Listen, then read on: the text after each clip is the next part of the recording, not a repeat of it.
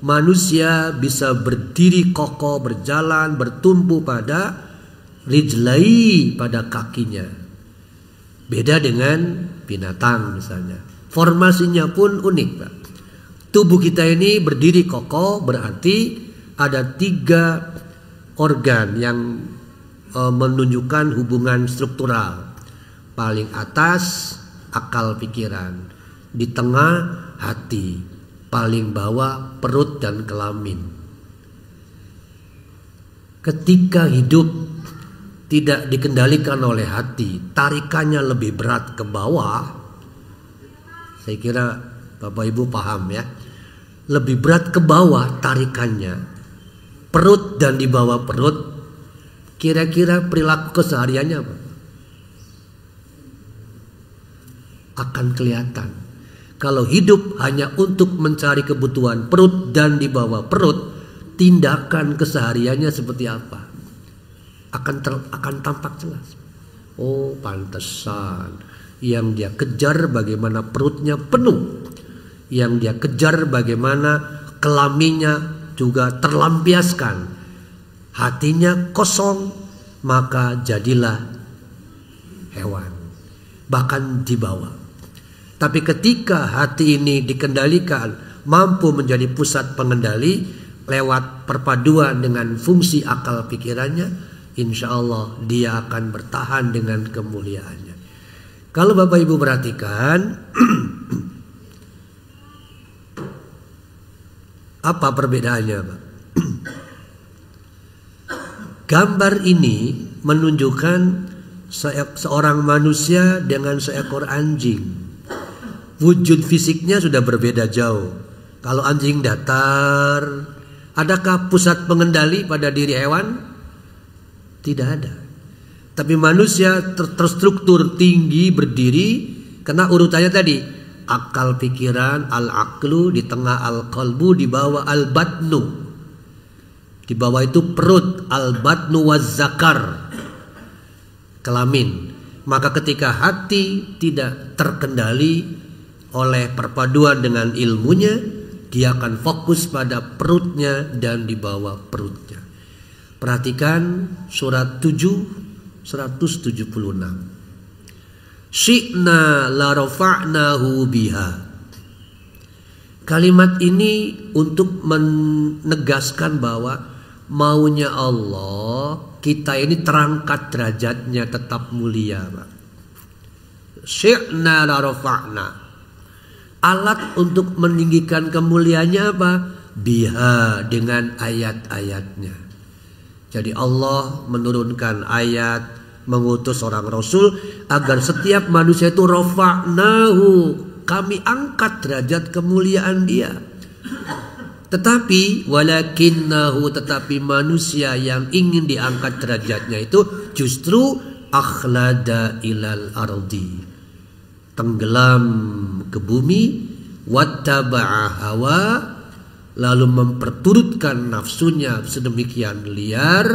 Maka kata Allah, famasaluhu, perumpamaan orang yang seperti ini, kamasalil kalbi, seperti seekor anjing. Sebuah perumpamaan yang menjatuhkan kemuliaan manusia tadi.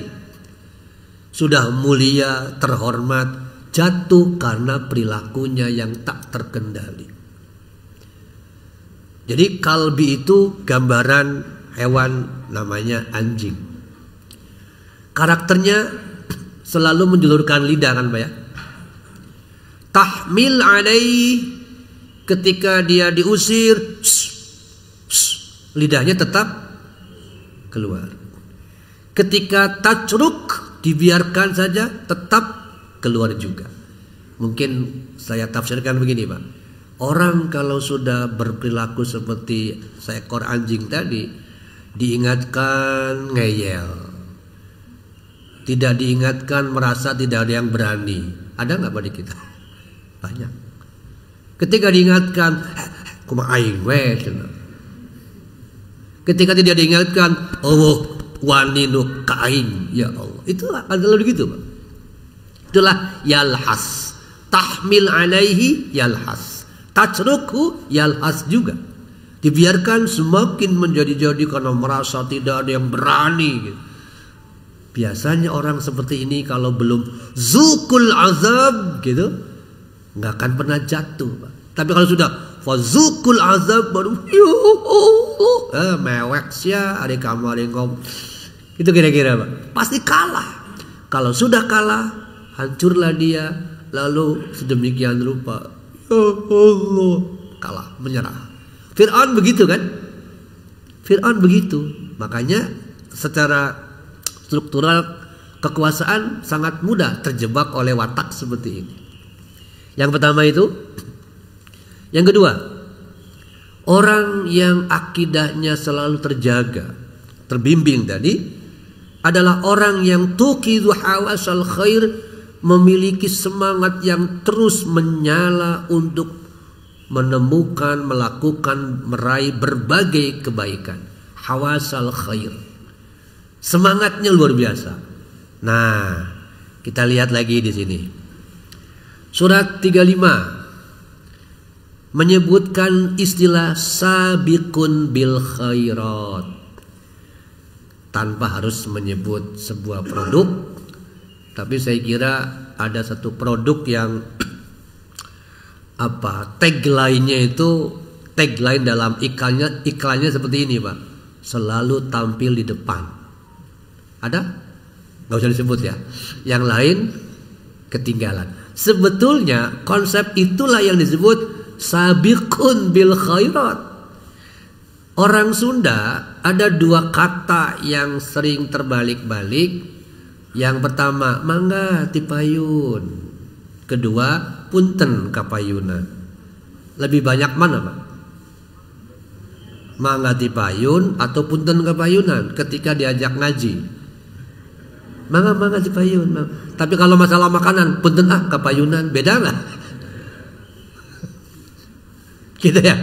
Itu filosofisnya. Apakah mangga tipayun salah? Enggak, itu bagus, adab. Tapi kenapa kalau diajak ngaji, sholat, akhirat, ayo mangga tipayun, mangga. Bari cicing we aja dong gitu. Sementara kalau masalah bantuan sosial, makanan, punten kapayunan tuh. Ayat tadi orang sahada. Alhamdulillah. Jadi salah konsep penerapannya, bukan salah kalimatnya, salah pemahamannya. Punten kapayunan, beri ke mana, Pak? Salat. Luar biasa. Sabiqun bil khairat. Jadi semangat kita harus itu. Namun, kita lihat Anissa sekarang. Harusnya kita masuk kelompok itu, sabiqun bil khairati biiznillah. Tapi Anissa mengatakan, wa inna minkum laman la yubatti anna. Kalau Bapak Ibu perhatikan kalimatnya ada unik ini. Minkum, bukan wa innakum. Dan sungguh di antaramu, berarti akan selalu ada, bahasa saya. Akan selalu ada orang yang lamal la yubatian, berlambat-lambat di dalam mengejar kebaikan. Mangga tipayun itu berlambat-lambat berarti, Pak.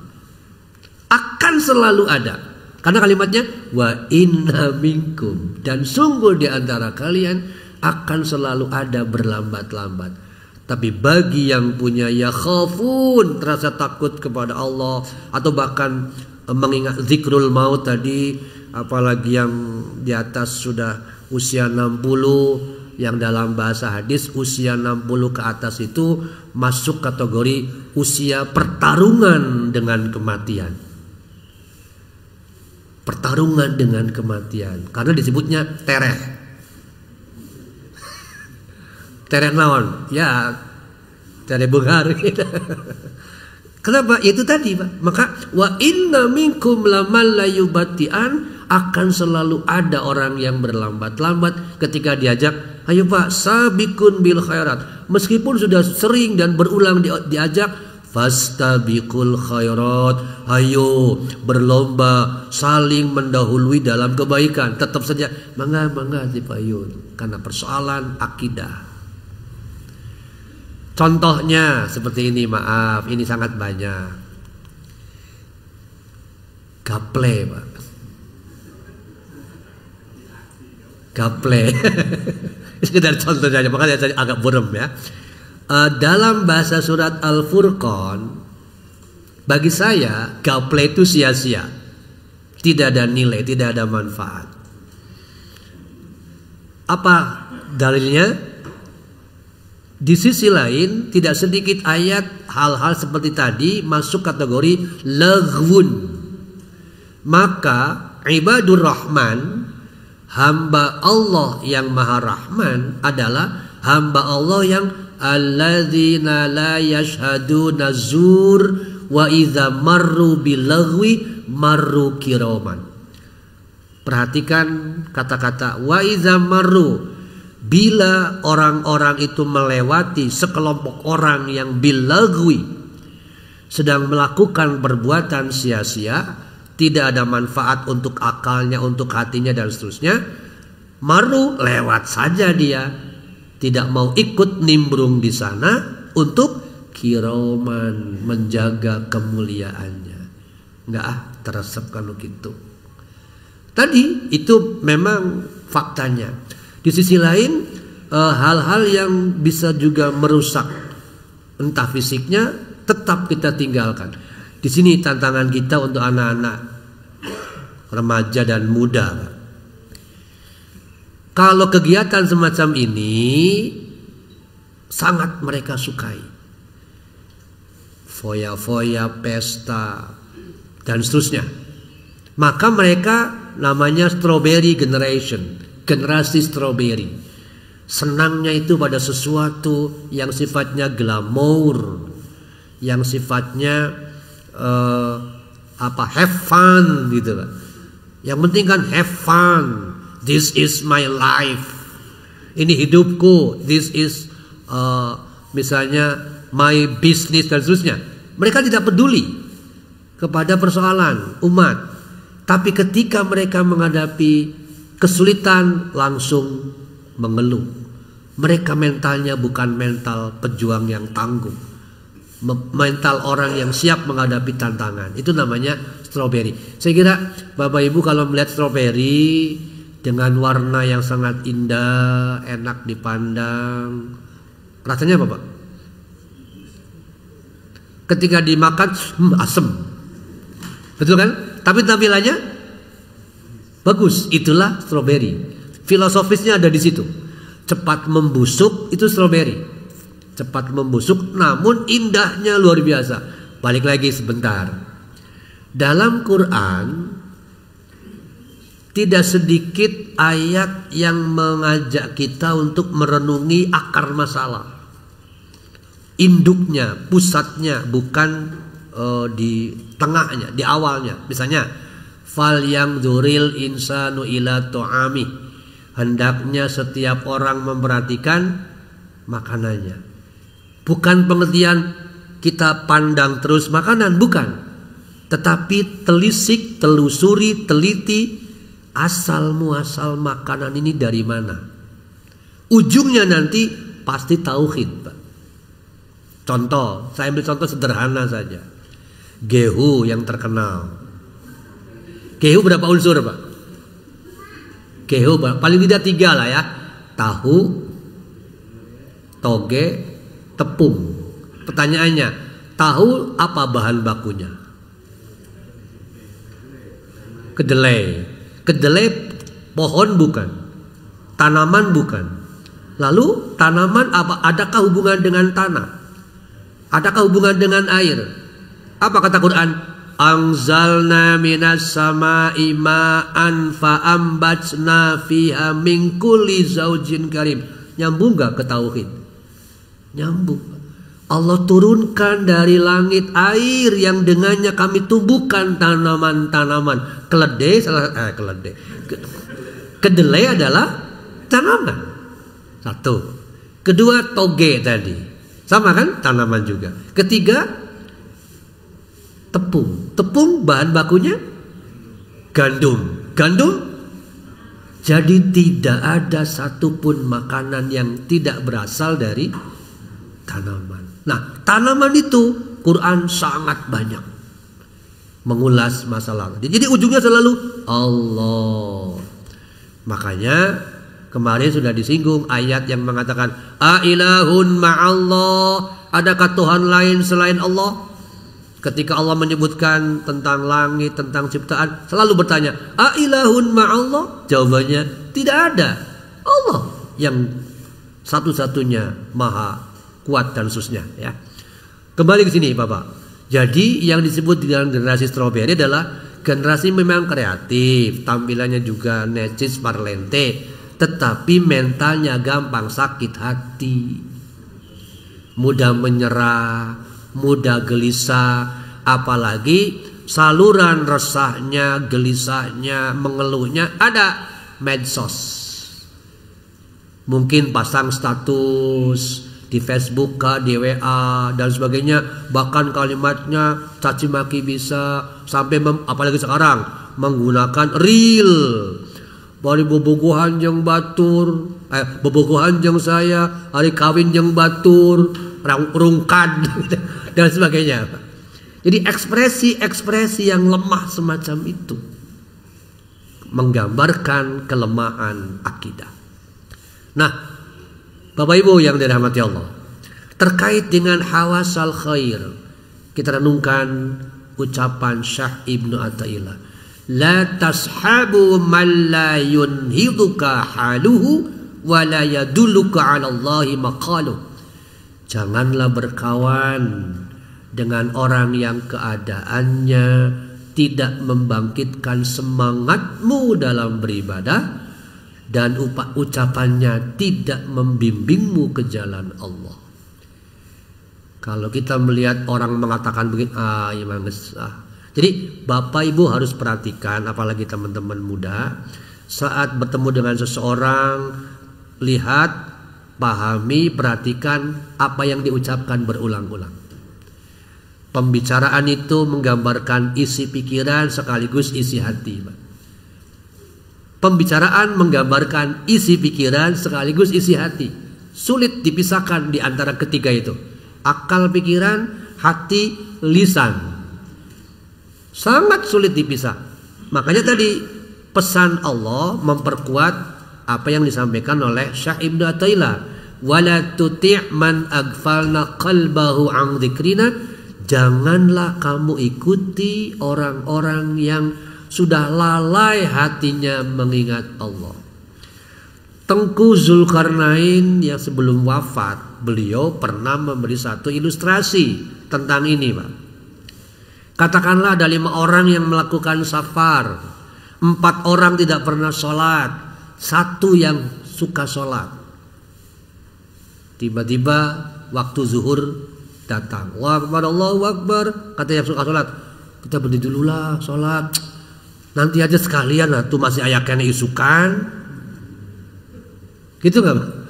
Akhirnya lewat zuhur, lewat asar, lewat maghrib. Ketika mau asar, begitu juga. Akhirnya dalam sehari semalam tidak sholat. Lalu setannya bilang, bebas juga ya tidak sholat ya.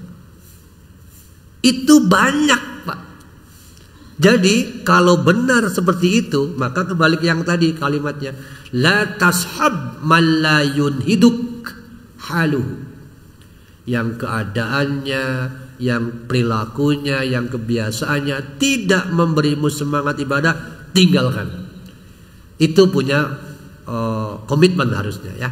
Yang kedua, yang ketiga, akidah memberi kita bimbingan, yakni memiliki semangat muraqabah atau selalu merasa diawasi oleh Allah dimanapun adanya. The power of ihsan, saya kira kalimat yang tepat ya. Kenapa? Karena ihsan itu terlihat atau tidak oleh orang lain. Dia ingin memberikan yang terbaik kepada seseorang yang memberinya tugas. Konsep raqabah setidaknya di 2 surat ini, 3 ya, An-Nisa, Al-Ahzab, Al-Maidah. Innallaha kana 'alaikum raqiba. Raqiba itu menggambarkan maha mengawasi, dekat sedemikian rupa sehingga dia selalu mengawasi, memantau kita. Begitu pula dengan ungkapan Nabi Isa alaihissalam, kunta antar raqiba alaihim. Engkau ya Allah selalu mengawasi mereka, yang maha mengawasi mereka. Nah, ketika seseorang selalu merasa diawasi dimanapun berada, entah dalam gelap atau terang, yang muncul adalah asidku, kejujuran. Mari kita lihat sebuah contoh yang saya kira sangat jauh berbeda dan kita dibuat heran. Yang pertama, kawan saya S3 di Jepang dari UPI ya. Ketika itu saya sedang membantu beliau untuk mengedit naskah-naskahnya ya, yang saya terbitkan. Nah, beliau bercerita suatu ketika beliau kehilangan tas, Pak. Bukan kehilangan sih, lupa. Karena naik bis kota, kemudian terburu-buru langsung turun. Sementara bis langsung pergi. Astagfirullah. Sudah dikejar, Pak, sulit dikejar. Langsung lapor ke polisi setempat. Kemudian pihak kepolisian mengatakan, kami akan cari, tenang saja, dalam waktu kurang dari 3 hari nanti kami hubungi. Kan sudah punya sistem terintegrasi, Pak, demikian lupa ya. Teman saya ini merasa was-wasnya di situ bukan saja ada laptop, data tentang tesisnya, disertasinya, tapi juga visa, uang dan sebagainya. Ada semacam kekhawatiran. Tapi mendapatkan jaminan kurang dari 3 hari kami informasikan. Kemudian beberapa hari kemudian, 1-2 hari dapat telepon. Lalu datanglah teman ini ke kantor kepolisian dan diberikan tas yang kemarin. Silakan Anda periksa. Apakah ada yang kehilangan? Tidak ada, utuh, Pak. Artinya apa?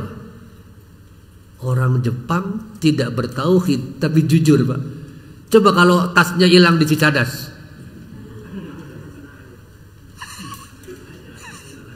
Atau di sini misalnya. Pertanyaannya, Muslim nggak yang mengambilnya? Kalau di kita Muslim, pertanyaannya, yakin gak Allah melihat dia? Enggak. Itulah persoalannya, Pak. Kenapa? Lamma yadkhulil iman fi qulubikum. Karena iman yakin tentang Allah mengawasi dia belum tertancap dalam hatinya. Masya Allah.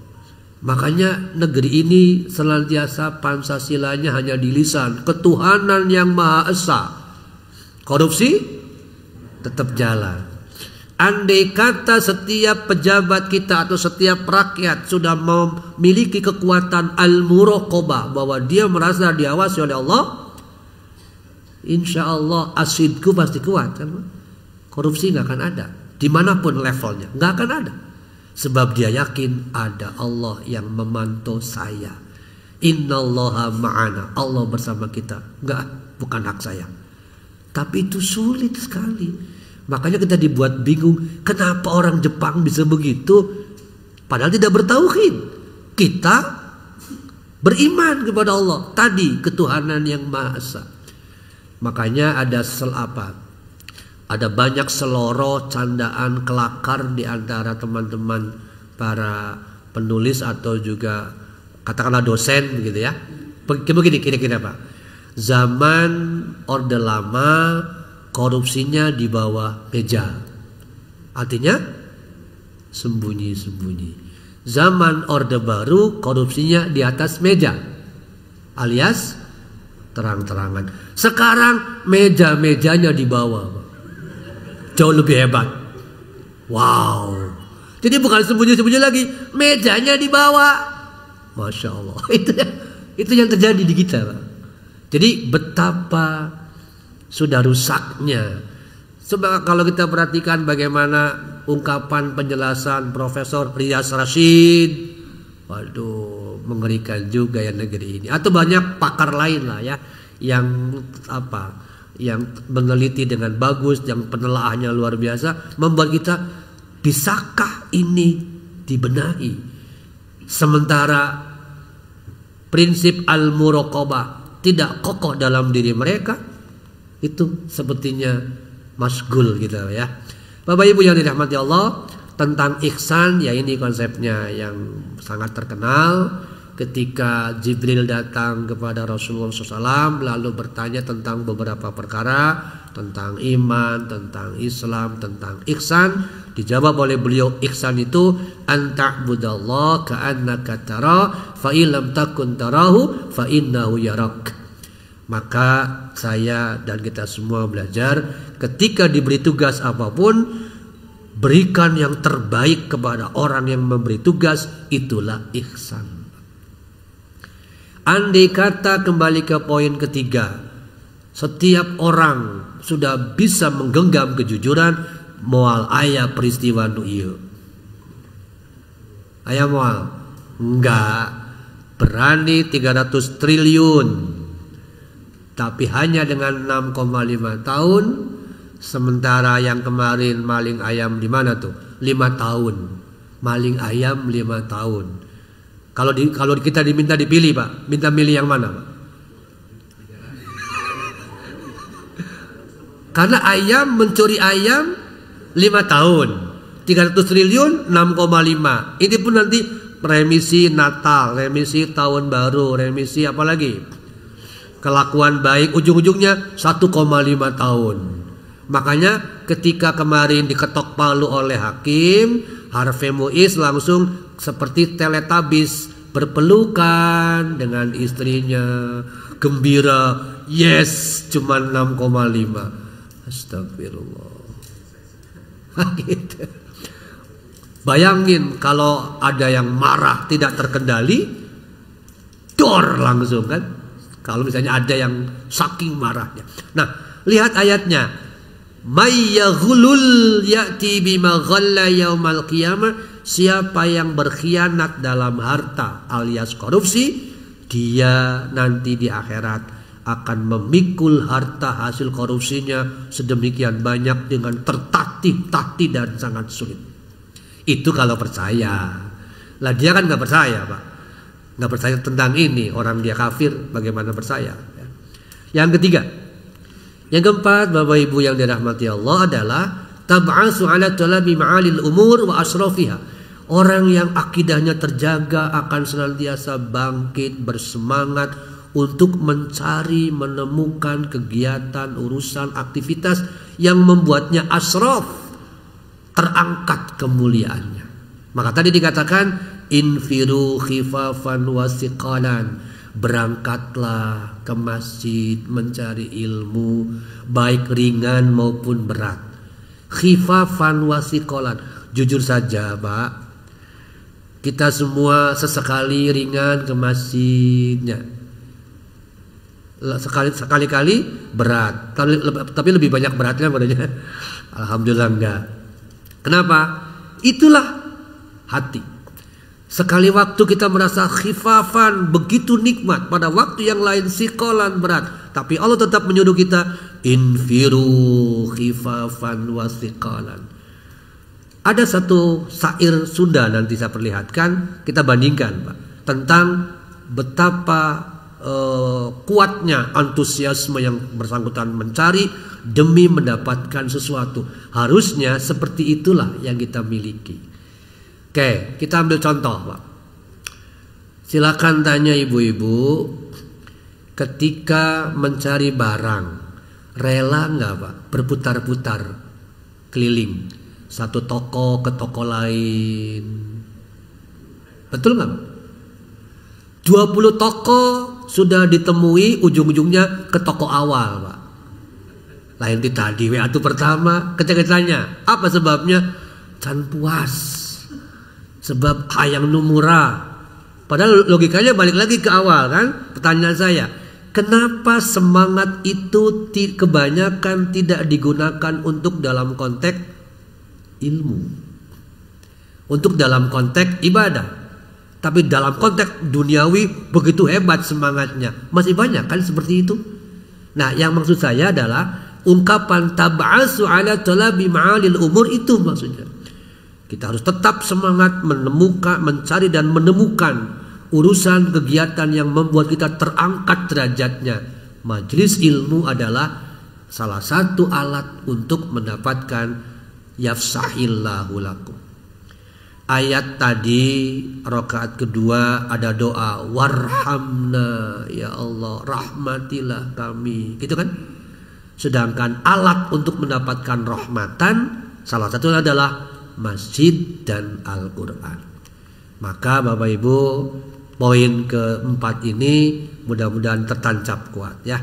Nah, berkenaan dengan itu ada satu hadis yang menyuruh kita untuk memiliki antusiasme, semangat. Ikhris ala ma yanfa'uk. Saya tidak akan membahas semuanya, saya ambil saja poinnya. Abu Hurairah radhiyallahu an menuturkan Rasulullah SAW bersabda bahwa beliau mengajak mukmin untuk menjadi al-mu'minul qawiyyu, mukmin yang tangguh, yang produktif, yang kuat, itu akan lebih baik dan ahabbu ilallah, dicintai Allah. Maka mukmin yang seperti itu harus memiliki ikhris ala ma yanfa'uk, semangatlah mencari, menemukan apapun yang memberimu manfaat. Ala ma yanfa'uk. Inilah syair Sundanya, Pak. Kita bandingkan, Pak. Mapai jalan satapak. Apanya? Ngajuk juga hiji lembur, henteu karasa capena sabab aya. Semangat ya, Pak. Bayangkan kalimatnya, hujan angin dordar gelap. Itu kan menggambarkan kesulitan, tantangan. Tapi apakah dia berhenti? Teu paduli kajen teuing. Sebab yang dia kejar naon? Mawar. Pertanyaannya, seperti itukah semangatnya ibadah dan mencari ilmu? Astagfirullahaladzim. Ari neangan mawar bodas tepaduli kajen teuing awak ran cucut. Base oge bae. Nah, atur neangan ilmu embung wae. Astagfirullah. Itu kan mah faktanya di lapangan begitu. Jadi kita bandingkan itu. Syairnya bagus untuk mencari mawar bodas, harusnya dipraktekkan dalam konteks ilmu dan ibadah. Oke, itu Bapak Ibu ya. Nah, ya ini sekedar pandangan ya. Yang nanti yang terakhir bahwa Syekh Said Hawa, saya kutip beberapa pernyataan kalimat beliau yang bagus. Kesahihan perjalanan ruhani seorang muslim dalam Islam sangat bergantung pada masalah iman dalam dua hal. Ruhaniyah, merasa, menikmati, dan praktik. Jadi antara rasa dan praktik harus berpadu jadi satu. Perjalanan ruhani juga sangat ditentukan oleh kualitas ihsan yang tadi. Ihsan memiliki tiga segi. Ruhani, qalbiyah, rasa zauqiyah, dan amaliyah, praktek lagi ya. Begitu pula dengan kesahihan perjalanan ruhani seorang muslim sangat bergantung juga pada kejelasan masalah tiga takwa. Masalah takwa dalam tiga segi. Ruhani, qalbiyah, pemahamannya, tasawwariyah, dan terapan sulukiyah. Tiga poin ini mungkin sekedar dikutip saja, ulasan lebih lanjut nanti. Tiga poin kalimat yang terakhir, Pak. Takwa dalam tiga segi. Ada ruhani yang tetap terjaga, pemahaman alias ilmu yang juga kokoh, plus terapan dalam keseharian. Yang terakhir Bapak Ibu, poin kelima dari akidah yang berpengaruh nyata dalam keseharian termasuk ibadah adalah seseorang yang sudah terjaga akidahnya, insya Allah tan'a bil mar'i an muhaqqaratil a'mal, dia akan mau dan mampu menjauhkan diri dari segala perbuatan yang rendah dan nista. Contoh, Yusuf alaihissalam pernah sempat dirayu oleh Zulaikha. Lihat kalimat rawadathu allati huwa fi baitiha. Pintu jendela sudah ditutup. Kemudian Zulaikha berkata, "Hai talak, sini Yusuf, sini," diajak bermaksiat. Tapi apa kata Yusuf? "Ma'azallah, aku berlindung padamu ya Allah. Inna rabbi ahsana maswai. ungkapan ma'azallah itulah yang dimaksud dengan kekuatan akidah. Bukan mumpung ayah, bukan. Kalau hari ini, Masya Allah, astagfirullah, faktanya sedemikian rupa. Termasuk contoh ini, pakai kerudung tapi biasa Valentine Day. Kan aneh, Pak. Bagi saya, tindakan seperti ini sama dengan menjatuhkan dirinya kepada lembah kehinaan. Kenapa mesti ikutan melakukan itu? Makanya harusnya dia mengatakan, inni akhafullah, harusnya laisa minna man tashabbaha bi ghairina. Bukan golongan kami, kata Rasul, orang yang menyerupai kaum selain kami. Atau yang terkenal, man tashabbaha bi qaumin fahuwa minhum. Itu Bapak Ibu yang kita bahas pagi ini. Jadi 5 dampak nyata terkait dengan ma'rifatu billah yang mudah-mudahan bisa menjadi pengokoh iman kita. Barakallahu li wa lakum.